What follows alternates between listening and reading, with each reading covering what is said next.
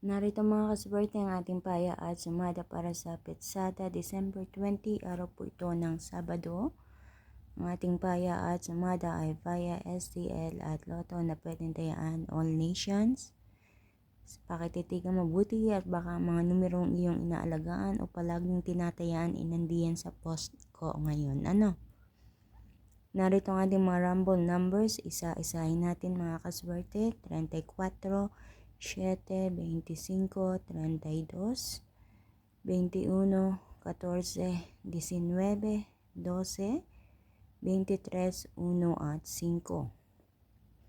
Para naman sa ating butas or repeat na numero ang 33, 22, 20, 13 at 6.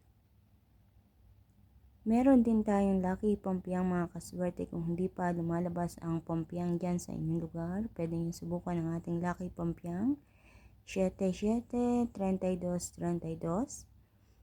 At ang ating lucky tips pares mga kaswerte, ako po mismo ang nagpares nito, kinuha ko sa mga numerong andiyan sa taas. Ang 7, 5, 23, 12, 14, 19 at 13, 20.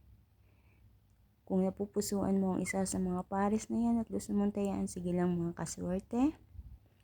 Sundin kung ano ang nararamdaman at i-guide ka nito para ikaw ay magkapera. So mga kaswerte, thank you so much sa inyong walang sawang pananood dito sa aking paya at sumada. Nalalapit na ang Kapaskuhan at hari na wise sa bago sumapit ang Pasko at bagong taon ay makatama ang bawat isa.